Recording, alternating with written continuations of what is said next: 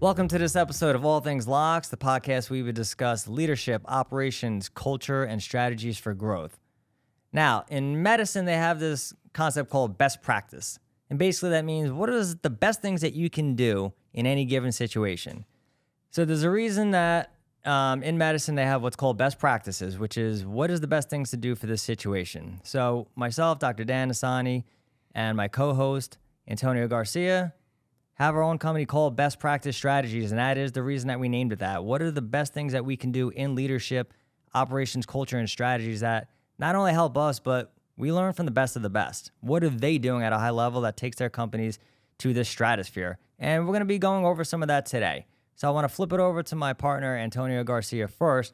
And I'm going to start with him because he is the expert when it comes to operations. So what would you say is some best practice applications that people could do in business when it comes strictly to operations? Oh, that's a good one. So I'm actually pretty fired up about this episode. So when it comes to stuff like this, I think it's really appreciating that you're going to have different learners in your organization. Some people are very kinesthetic. Some, they have to be really hands-on to learn something. Other people that might be in the same department as you are very auditorial. Other ones are very, very visual. So when you're working in the world of operations, right, if you're just trying to get everybody on the same page, these are the systems that we're following. And if you follow them step by step, it's always going to create the same result, like 10 out of 10 times. So how do we do that? And I think if someone gets really good on teaching operations, and they're teaching it in a ton of different ways, where I like flow charts. So for people that are very visual, like I can say something to you, like step 1, you do this, step 2, you do that. And some people are like, all right, cool, got it. Yeah, I'll go do it. No big deal. And they nail it 10 out of 10 times, perfect. There's other folks where it's like kind of what we said a few episodes ago, like they're asking like 9 times and it's just not sticking. But if you show them a graph or a flow chart, they have a photographic memory, they see it, and then they do it 10 out of 10 times. What kind of piggybacking off that, what is the importance, or why should a business create standard operating procedures?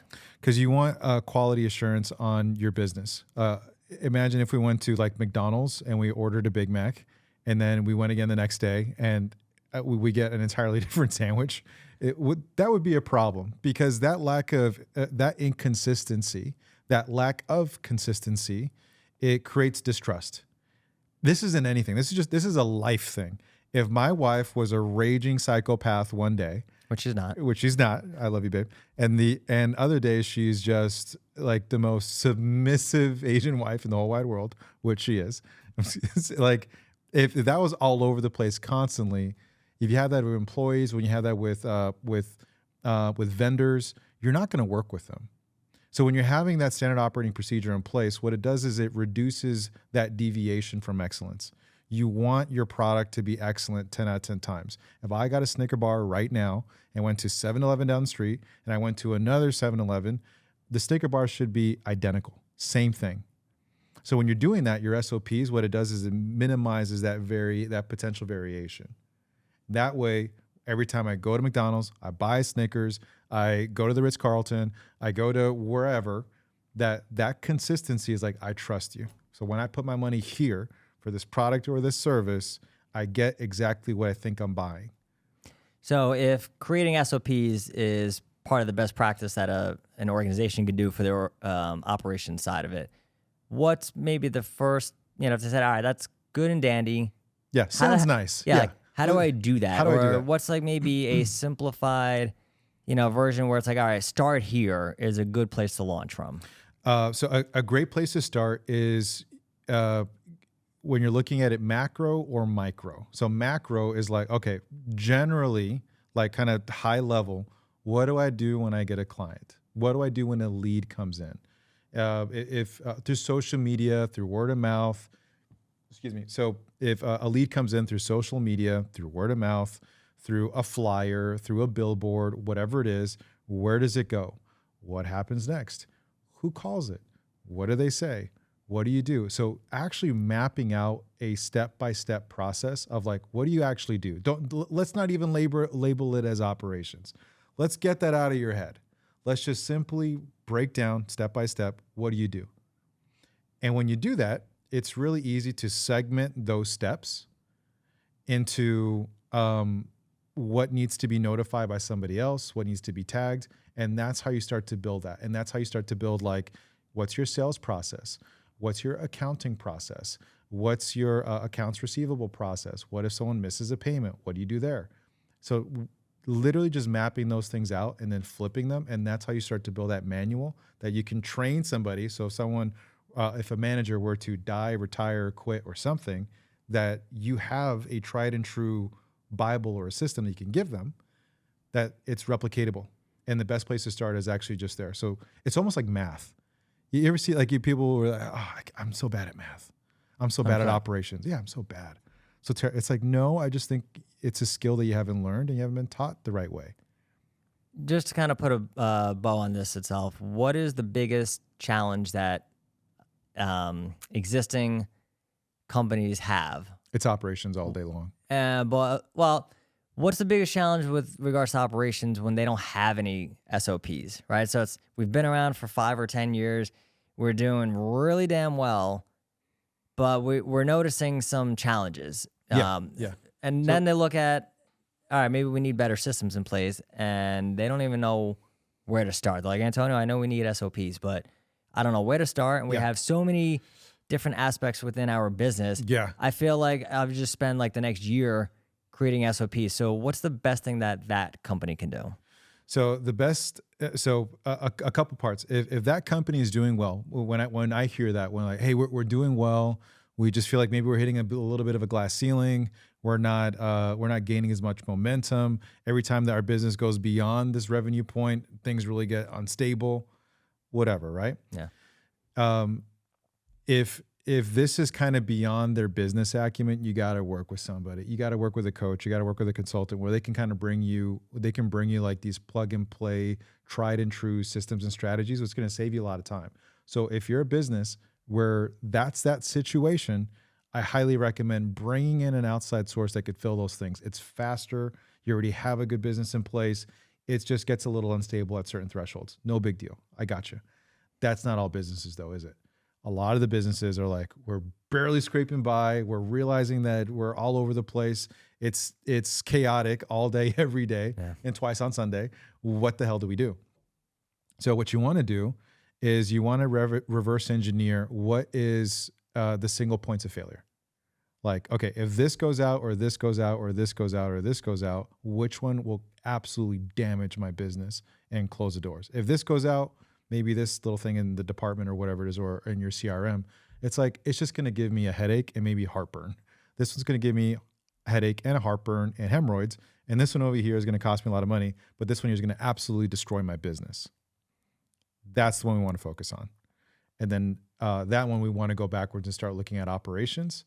And then now, especially in this day and age with AI, you can run that and put it through ChatGPT. You could put it through Claude. You could put it through all kinds of different ones and be like, hey, refine this to make it a little bit better. I'm struggling. And leverage that technology just to give you ideas, because what we are really running against is someone's ignorance. Ignorance is not a bad thing. It's not a good thing. It's just what is. It just means that you just don't know. That's not something to beat anybody up on. Oh my God, like some of the best entrepreneurs in the whole wide world, they'll admit, I'm just ignorant in this place. I just don't know it. Like, no judgment. I don't know it. No big deal. I would leverage technology and AI in that respect, because it's going to give you something fast and something to think about that might click for you. So then what would you say, actually, I'm going to scrap that. I think scrap it. Yeah, I mean, whatever that question was. No, I mean, I think what's really what I'm hearing there is, the aspect of you can try to do everything yourself. Yeah. But, you're running a business, and there's enough that goes into the day-to-day that then undertaking, all right, I got to create all these SOPs for different departments, different procedures. I can do it, but it's going to take me a very long time versus the aspect of paying for speed and time, right? And that's something that I've come to appreciate even in my own life, and I know you have too, where it's, I could do this, but how about I save tens or maybe hundreds of hours of my own time and just pay somebody else to do it or assist? And on previous episode, you had mentioned about getting mentors, and it's very similar. Can I get somebody to help me, or can I bring in a resource to help me versus me trying to do everything myself? And at the end of the day, it's like, well, I saved maybe $50,000, but did you? Because you spent like hundreds of hours of your freaking time, and how much is that worth? Oh, dude, what 100%. So that is definitely something like I'm a huge advocate for, which is like coaches, consultants, mentors, and they're not all the same. There's distinct differences when you're a coach, when you're a consultant, when you're a mentor, a colleague, just a friend. They mean very different things to me. But yeah, man, when it comes to that, I really do recommend, just to kind of give you maybe a different analogy from what I mentioned before. Sure. It's like your business is a sailboat. Your business is a sailboat. And sometimes people don't know where the sailboat is going. So we need to find out three things. Hey, I want to build more velocity in my business. I want to make it go faster. I want to generate more money. I want this thing to start moving, build momentum. Well, it's like you have a sailboat and it has all these big giant holes in the sails. It's like, it's not going to get any wind. So you got to patch those things up. And which ones are the best ones to patch first? The biggest ones, right? And sometimes even if you're trying to build that momentum with your sailboat, with the boat, and you have holes within the hole, that's going to weigh you down. So it's logical to go after the biggest gaping ones that's bringing in all the water, right? So, and then the rudder, we want to point the boat at true north. Like, where are we actually heading this thing? It's really similar to the business. Like, what are we doing on the offensive side to start getting all this momentum and velocity? What are things that they're mitigating, we're minimizing in terms of these risks or these operational inefficiencies that's hemorrhaging us money? And then actually point this this business in a direction of like, this is where we're truly looking to take it.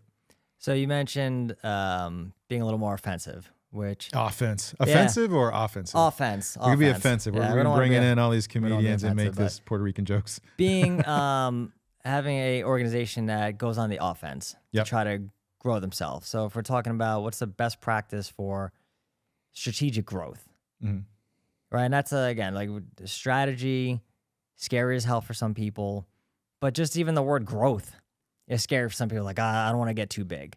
But then you have people say, I want to grow. I just don't know what's the best way to do it. And I know that the common aspect is getting more patients. So let's double down on our marketing and bring more people through the door. But that is really that's necessary sometimes, but very ineffective in the long haul. So if somebody says, that's fine, what can I do outside of that is not going to add to burnout and will actually help us grow?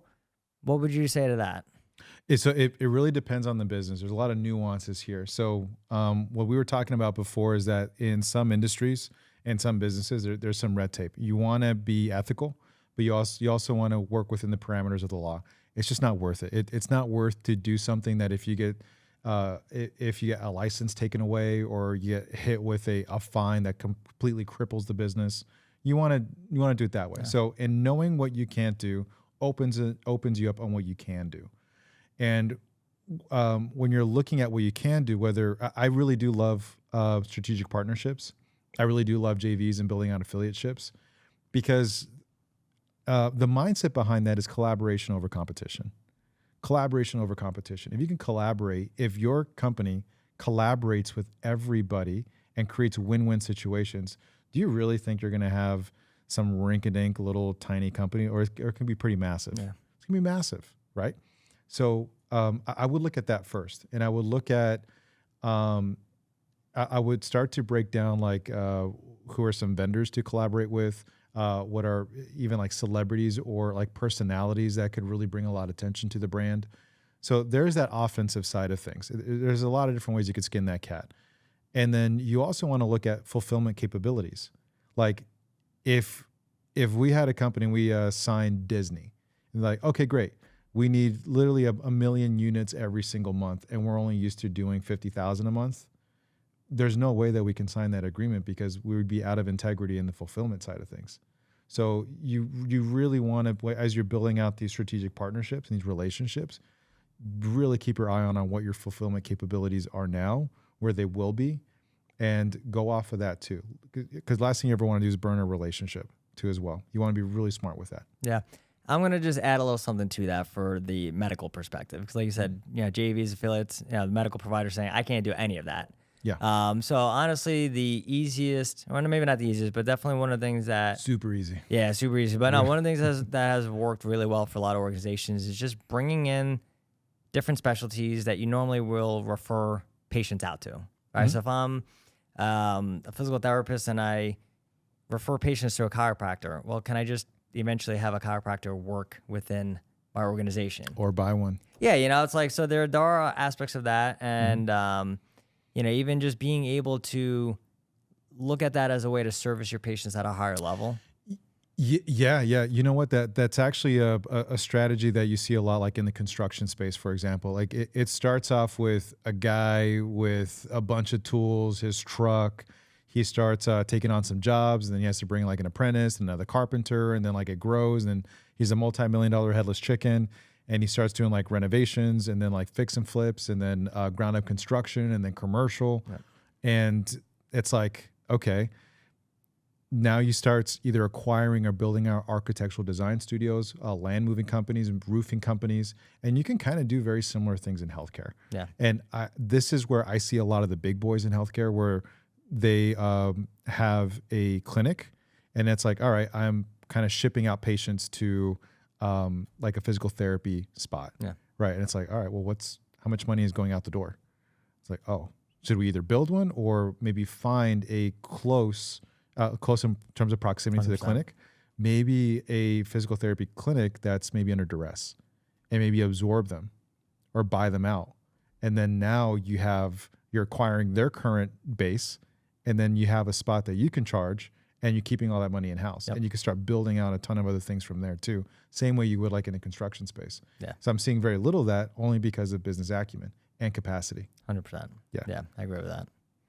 So what would you say then from a standpoint of, so we got some strategies for growth, and we're getting our operations together, but when we're thinking about those two aspects, I always think of the way that they're going to get put into play is who's at the top making those decisions. Yeah, right. Who's the leader? Yep. Yeah, it's like what's leadership's mentality about growth, and what's leadership's mentality about creating better systems in a company that's going to help everybody across the board. So if you can maybe speak to the importance, because I know some people are probably listening to this and saying, hey, that's all great, but the person who's running my clinic doesn't want to do any of that, or they're the toxic individuals that are causing our culture to be shit. So maybe you could speak like, what's the best way to not address those toxic individuals, but just for that person who's maybe running a group, maybe they're a manager, department head, director, what's the best thing you would say? All right, you want to be a leader, start here first.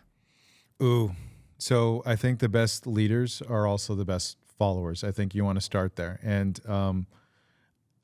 when I look at companies, when I start working with a company, and even though the leaders are, not that they're making poor decisions, but they're like, so I'll just share this. I have a couple clients now where their executive team will run through a wall for the CEO.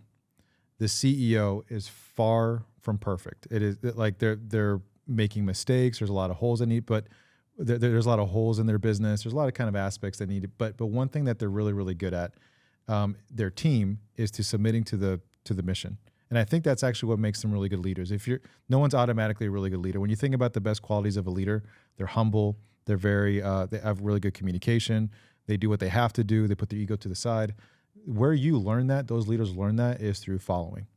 And I think the best place where you could start to be a better leader is self-leading yourself. I like a SIP method for any of my leaders that I work with, any of my CEOs that I work with. SIP. SIP stands for something spiritual, something intellectual, and something physical. That we want you to get wins as early as humanly possible throughout the day. That trickle effect happens absolutely everywhere. If you're not leading yourself on the little daily success habits that's going to make a difference for you, how do you really expect your organization to do anything? How do you really expect your people to do anything? How do you expect the people that are underneath you to grow into leaders if you're not doing it yourself? I actually got called out recently about being authentic and being authentic about what you're preaching. And if you are telling people to do certain things, you have to demonstrate that at a high level too. And that's what creates buy-in in an organization. That's like, man, like my boss wants me to do this. They want me to make these calls and do that. And then you look over and you're like, this guy is actually doing everything that he wants me to do too. He's in the trenches with me. And the only way you demonstrate that is if you are actually doing that work where it's visible for other people too as well. So you kind of have to take ownership of that. And I think you have to make that a little bit public facing with your organization. If that answers the question, it always starts with yourself. Yeah, 100%. I mean, hey, look, I wrote a book called I'm the Problem simply because of that, right? My own leadership journey was realizing how terrible I was when I first started out. And you made a good point about most people are not naturally good leaders. And I think there's some stats from Gallup, which is a big organization that does a lot of studies. Like 10% of people are naturally leaders. Meaning, so what happens to the other 90%? Yeah. And if we think about organizations where, maybe you don't have a best practice for promoting people to management or to supervisor role, and you promote that person who makes you the most money and they don't have the skills. What is the effect, right? And then we think about, it could be millions of dollars. Well, yeah, I always think about the fact that management is usually the number one reason employees quit. It's like the highest, I think it's like 65 or 70% of employees quit strictly because of management. Yeah. So we think about that effect, and then, like you said, the costs associated with that. But when I look at the leader's effect on culture and the best practice that a company can do to have a glowing culture outside of just, hey, our leader's amazing, still takes actions from leadership to promote and to grow that culture. So what would you say are some of those top things that are fairly easy to institute too on a day-to-day basis that can create kind of that best practice culture for organizations? So especially if you're belly to belly with somebody. So if you're running a small office or if you're running a small business where as the leader or as a CEO, basically your whole team is right in front of you, really appreciate the power of edification, making people feel good, making people, when they walk into your organization, that they feel appreciated, that they feel recognized, that they feel empowered, that they feel like that they're just 10 feet tall, that they can conquer the world. If your organization just has that much more confidence because you are speaking confidence, because you are demonstrating confidence, where do you think your business is actually going to be versus the opposite side of that spectrum? If they're chaotic, they don't know what to do, they have a poor self-image, they have poor self-esteem, they're lacking, they're uncoachable. Where do you think your business is really going to go, right? So if you have a small team and you're doing that, I think that's effective to do that, just to communicate that and really just have a positive attitude. That's huge. That goes so beyond anything that we can really talk about. If you have a large organization, making sure that your managers and your C-suite are absorbing you doing that still, but that the trickle effect is there. And things that you can do are surveying your employees, whether it's monthly or depending on the business. Monthly is actually pretty good too, where you're doing like 1 to 5 on a scale of 1 to 5. How do you feel like the new CRM is, or do you feel like training is there? Do you feel like you're being heard here? Do you feel like you can ask like check-ins? Yeah. Doing monthly check-ins.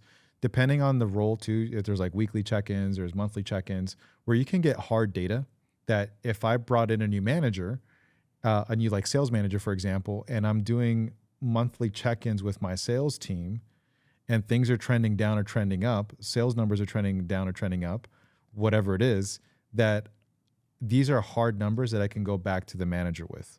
So surveying your employees is a really good thing too, because people tend to survey their customers, but not their employees. You survey your employees and you're asking questions like, especially around leadership, is there more responsibility that you're looking to take? Are you good the way you are? Are you overwhelmed, right? 1 to 5. It was 3 being like neutral or whatever. So you can start to identify people that are in your organization. They're like, I want more responsibility. I feel like I could take on more. Like, oh, let's schedule a one-on-one. Let's talk about that. Man, that was good. So I can definitely appreciate that. I mean, that's the check-ins. Honestly, is such an overrated aspect. And I was asked a while ago by my mentor. Yeah. What was the one thing that enabled me to grow the team that I was managing? And I was like, that was my answer, was check-ins, like daily. Like I was actually just doing it daily. But I was close enough to do it. And I was like daily check-ins to see how they're doing and where I could provide more value to them. Mm-hmm. So that can't be understated how impactful that is. And I think the last thing I'll ask you is gratitude bullshit when it comes to culture? Or is that just like, are we just doing it because of, Gen Z and They want to feel good. Like, what are your thoughts on that? I think gratitude is kind of one of those words that is extremely powerful, but it's also a mask. And I think it was Lisa Bilyeu, Tom Bilyeu's wife, Lisa, right? She did an episode with Ed Milet sometime back, and she said something that absolutely floored me. That sometimes people live in the world of gratitude to mask the things that they're tolerating that they shouldn't. Like I'm homeless, but at least I have this, and it's like, I get that you're grateful, you know. So like if you're if you're at a job and you're constantly reprimanded, you're being put down, your self-image is being beaten up, you should be grateful you have a job. I come from an immigrant family, and there's a lot of situations where you have immigrants that are working in jobs and they're completely mistreated, but they're just grateful that they have a job. And so I kind of see it both ways. I think gratitude is awesome. We have a deep appreciation and love for something. And I think that's actually very, very powerful. I really am a strong believer in gratitude. It makes you present. It makes you appreciate in the moment. I think it's a great projector. I think it's powerful. Do not use that as a crutch to tolerate things that you shouldn't be tolerating. Do not use that as this thing that is like this, the rug of gratitude in which you slide bullshit under. Yeah. You shouldn't do that.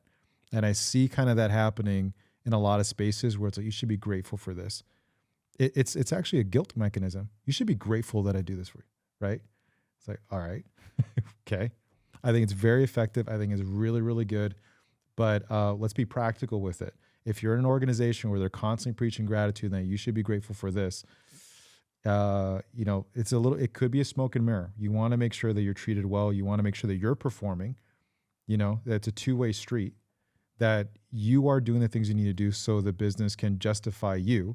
But then it's also kind of flipped in the other way too. So that's my take on gratitude. I love it. I need to be more grateful, to be honest with you. But man, do I hate seeing an organization that preach that only to mask bullshit in the organization. So it can be a dark thing, actually. I hear you, man. Man, what a different spin on gratitude. I bet that's not what you guys were expecting, but this is why best practices, baby. So we're going to wrap that up. Great episode. Appreciate all the info and the great insights from you, Antonio. It was phenomenal. Guys, thanks for joining us. This is All Things LOCS. We will catch you next time.